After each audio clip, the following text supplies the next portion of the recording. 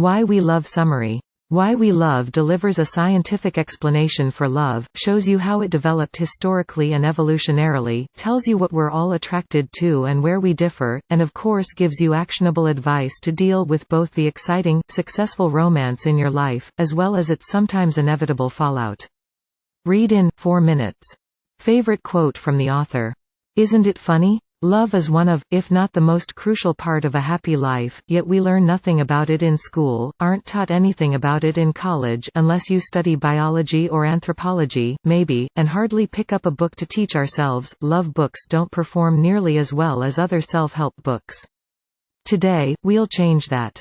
You'll learn something from the most referenced scholar in the love department. Her name is Dr. Helen Fisher, and she's been researching what makes us fall in and out of love for 40-plus years. Why We Love explains the most complex thing in the world from a biological, historical, evolutionary and of course practical standpoint, making it one of the prime books on love. Here are 3 lessons to help you win the race for romance. Love is a chemical thing, mostly based on 3 hormones. We're all attracted to mystery, symmetry and difference. You have your own unique love map, which helps you find your ideal partner. Dying for some dopamine? Let's boot the love system. If you want to save this summary for later, download the free PDF and read it whenever you want. Download PDF. Lesson 1: 3 hormones are responsible for the majority of your love feelings. For centuries people have sought the source of love. People have looked to the stars, magic powers and mystical oracles, but for a few decades we've known what's really behind the most complex feeling of them all: chemistry. Depending on which neurotransmitters and hormones are released in your brain in certain situations, you experience love, or not. Helen Fisher has identified 3 primary neurotransmitters, which make you fall in love: dopamine, serotonin and norepinephrine. You're probably familiar with dopamine, it's what makes you happy. When you're waiting in line at the coffee shop and your favorite song comes on in the radio, which suddenly makes you tap your foot and hum along, that's dopamine at work. It's one of the most powerful mood changers, as it controls your attention, motivation and has addictive capacities.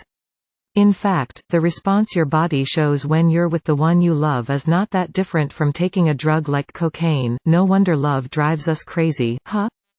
Norepinephrine makes you feel thrilled, excited and constantly on. You know, those butterflies in your stomach, or when you can hear your heart beating in your chest. It's also what causes you sleepless nights and makes you lose your appetite. I remember falling so hard for a girl once, that I ate almost nothing for a week. My family thought I was sick, haha.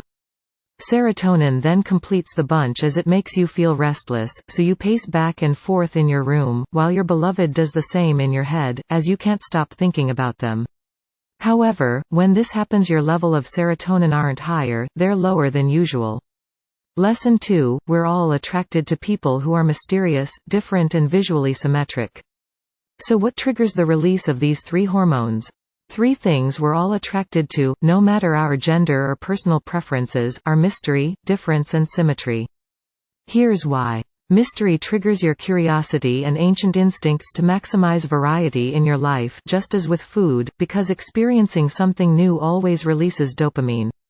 Difference makes sure our offspring stays healthy, as mixing DNAs with a big difference creates a healthier, more balanced DNA in our children, which puts them at less risk of getting sick.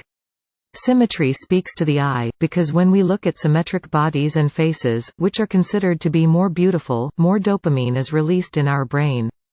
But in the end, we don't all go for the same types of people, so where do we differ in our quest for love? Lesson 3: you have your own unique love map, which helps you find your ideal partner. Helen Fisher calls it a love map. It's a set of characteristics, both physical and non-physical, like eye color, hair style, height, pitch of voice, kindness, motivation, and so on. Combined, these make up your ultimate partner, the person you find most attractive. This love map is developed over time, and it gets more and more refined as you get older and learn more about yourself and how you love.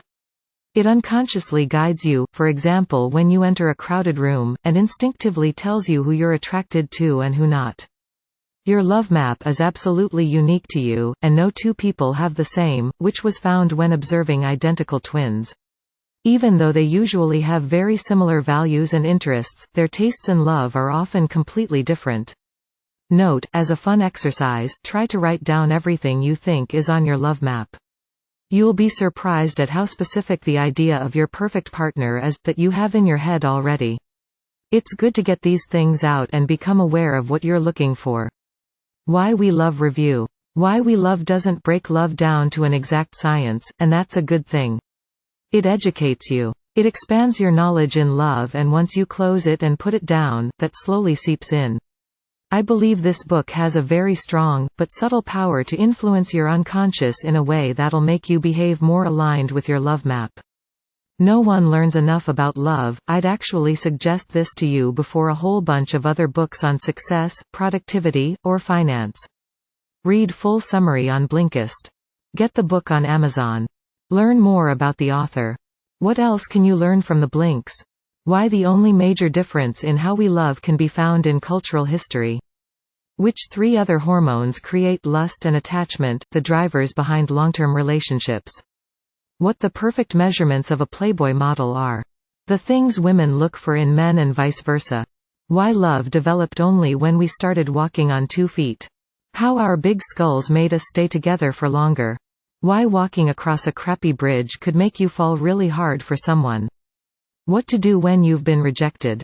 Who would I recommend the Why We Love summary to? The 15-year-old who's dying to know what's happening in her body as she goes through puberty, the 42-year-old single bachelor, who thinks love is for suckers, and anyone who's ever bought one of those cheesy bake yourself a dream man kits.